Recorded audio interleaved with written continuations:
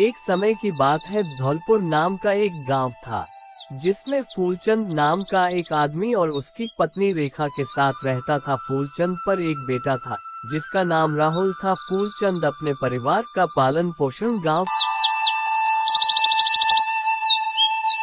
के एक जमींदार के वहां मजदूरी करके किया करता था। फूलचंद के परिवार का गुजारा बड़ी मुश्किलों से होता था। फूलचंद के पास थोड़ा सा खेत था जिसमें उसकी पत्नी उसमें मेहनत करती थी और तरह तरह की सब्जियां उगाती थी और उसको सब्जियां करते। सब्जियां ले लो, सब्जियां ताजा ताजा सब्जियां। रेखा बेटी कैसी हो, सब ठीक है घर पर? हाँ काका, सब ठीक है घर पर। आप बताओ कैसे हो? मैं भी ठीक हूँ बेटा, पर तुम्हारी काकी बीमार है इसलिए सारा काम मुझे ही करना पड़ रहा है। खेल छोड़ो रेखा, आलू क्या भाव दिए है काका? 10 रुपए किलो। तो बेटी 5 किलो आलू कर तो ठीक है।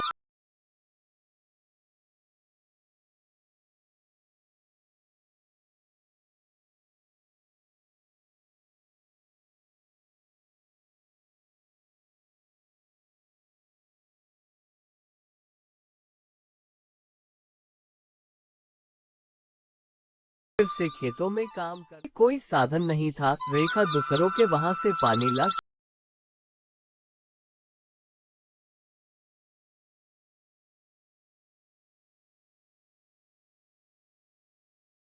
उसका पड़ोसी रेखा पास आकर पूछता है, रेखा क्या कर रही हो तुम? दिन भर काम ही करती रहती हो। चाचा ये तो करना ही पड़ेगा, इससे तुम पर क्या जोर पड़ रहा है। ये सुनकर चाचा मन ही मन बहुत गुस्सा होता है और वहां से चला जाता।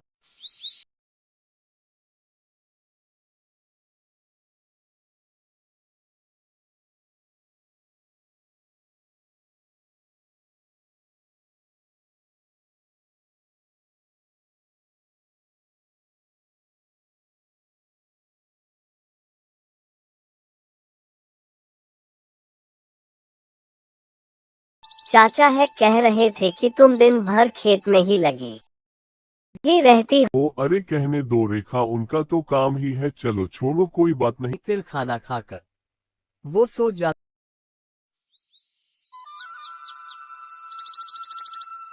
हैं। सुबह फिर वो अपने अपने कामों में लग जाते हैं। फूलचंद अपने काम पर चले जाता है।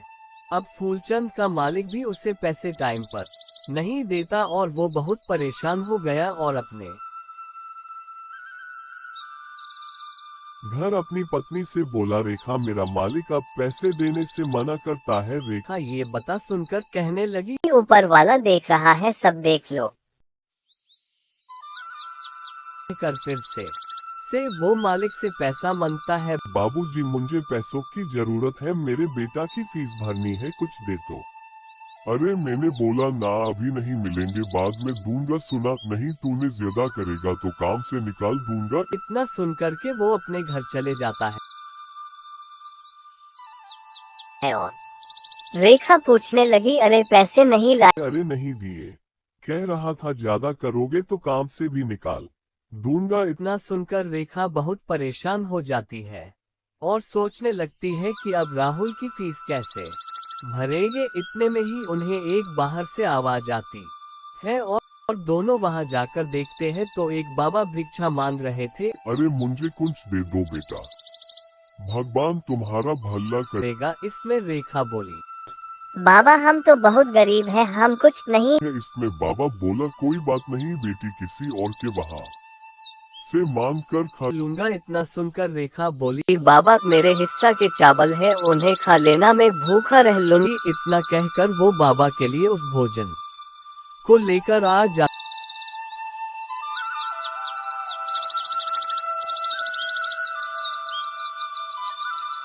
भी दूर करेगा। इतना कहकर बाबा वहां से चला जाता है और ऐसे ही उनके दिन कटते रहते हैं। सुबह जब उसकी पत्नी रेखा अपने पति से कहती, अजी सुनते हो, क्यों ना हम अपने पानी वाले उन पैसों को बचा ले? फूलचंद पूछता है, वो कैसे बचा सकते हैं? रेखा बोली है, उससे क्यों ना हम पानी का एक साधन कर ले। फूलचंद कहता है, रेखा उसके लिए कुआं चाहिएगा। रेखा बोलती है, हम दोनों मिलकर खोद लेंगे। तो वो दोनों अगले दिन मिलकर कुआं खोदने लगते हैं। खोदते हुए उन्हें अचानक से एक सूखे पैन के पास से आवाज आई, रुको बेटा, मैं उस दिन तुम्हारे वहां भिक्षा लेने आया, मैं तुम लोगों की परीक्षा ले रहा था। उस आवाज को सुन के वो दोनों डर जाते हैं और कहने लगे, कौन हो तुम, सामने आओ। इतना कहकर वो उस बाबा के ही भेष में आ गया और इस पैन के नीचे बैठकर आप सोना निकाल लो। इतना कहकर बाबा वहां से गायब गया और रेखा और फूलचंद खुश हो गए और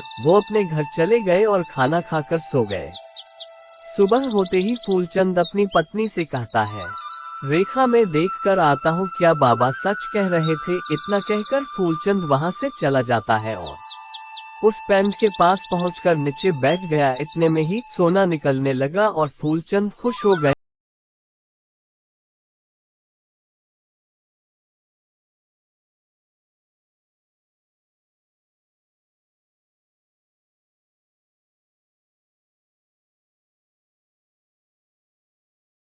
तो दोस्तों, हमारे चैनल पर नए आए हो तो चैनल को सब्सक्राइब करना ना भूले। Thanks for watch.